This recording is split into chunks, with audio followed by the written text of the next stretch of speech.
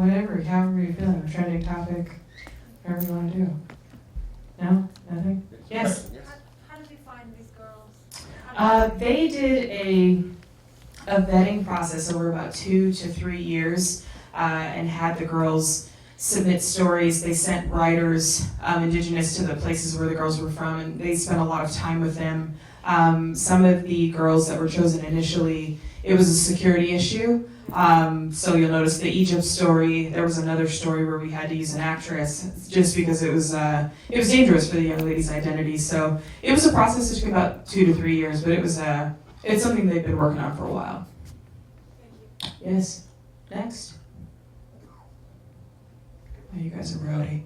When was the movie finished? How much older are the girls now? Let's see. The movie came out in 2012, and I believe it wrapped maybe the end of 2010. Took about a year in post-prod.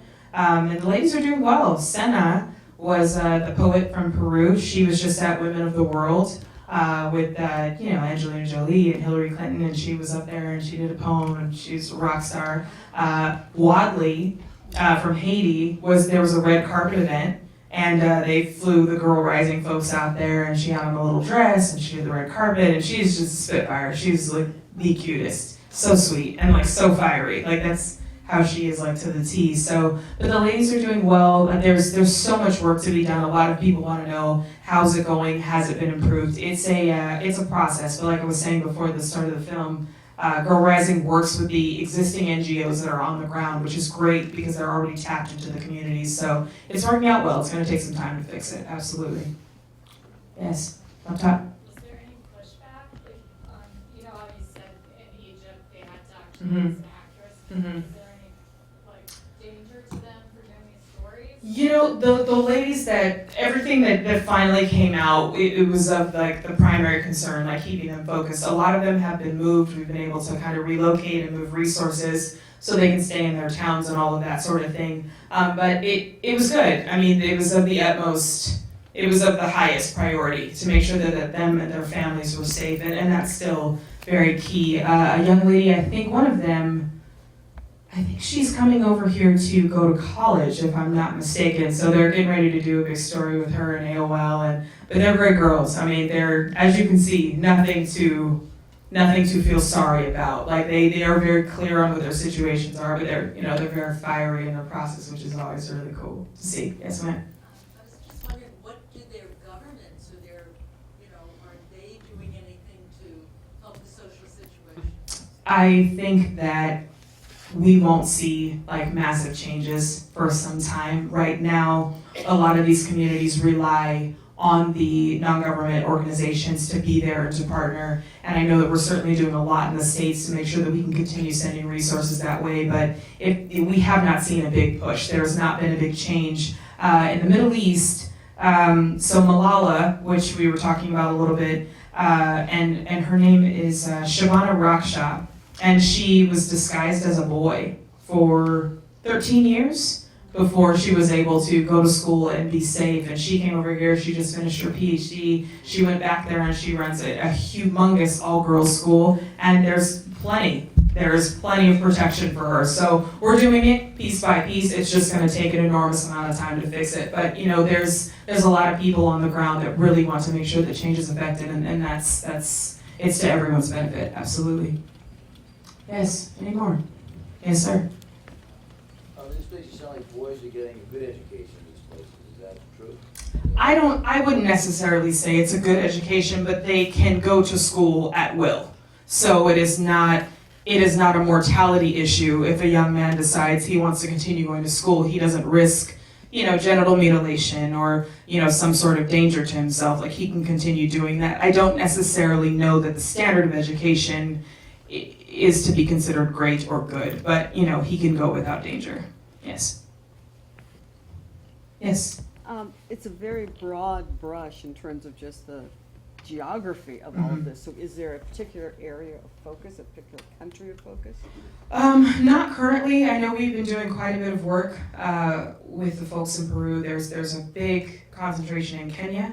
And she's the organization that Tammy works with the Caber School for Girls. I think each individual country, each individual story has a very specific struggle. So it's where the resources are, where is getting the most attention, how fast we can allocate, how fast we can manifest, like making the changes there, and we just kind of keep monitoring it on a global spectrum and see, you know, where the injustice is, where we need to go first, you know, kind of prioritize the level of intensity. But, you know, unfortunately, it's all not in great shape. So everything needs help. You know, it's just trying to prioritize which wound to cauterize first.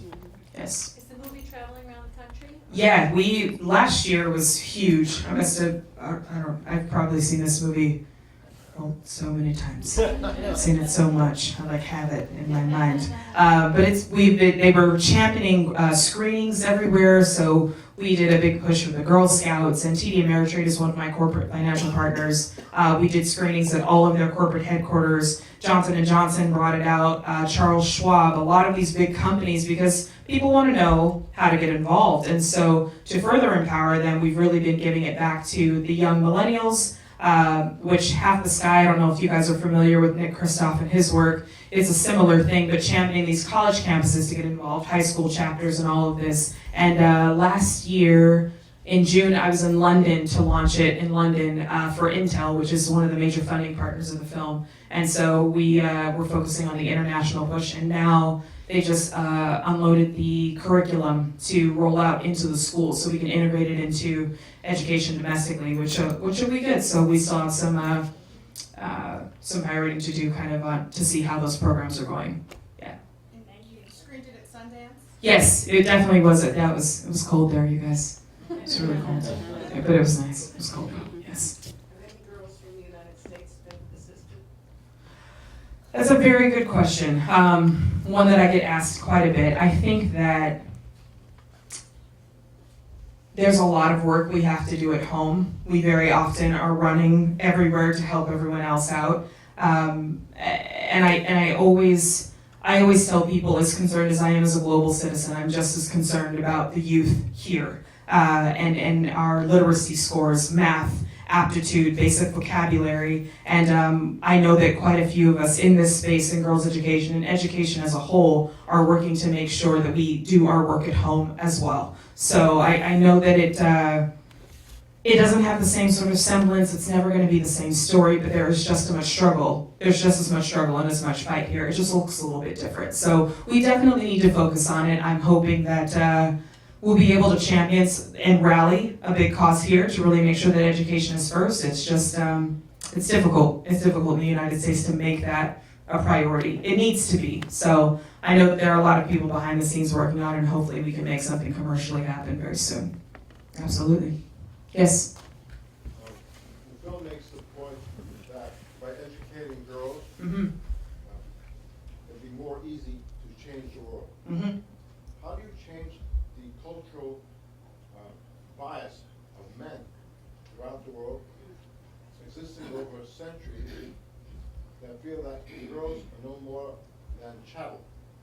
It's more of a cultural change as opposed to getting a girl the ability to be a certain amount of literacy. How do you get way beyond that to get the social acceptance that girls are as valuable as men?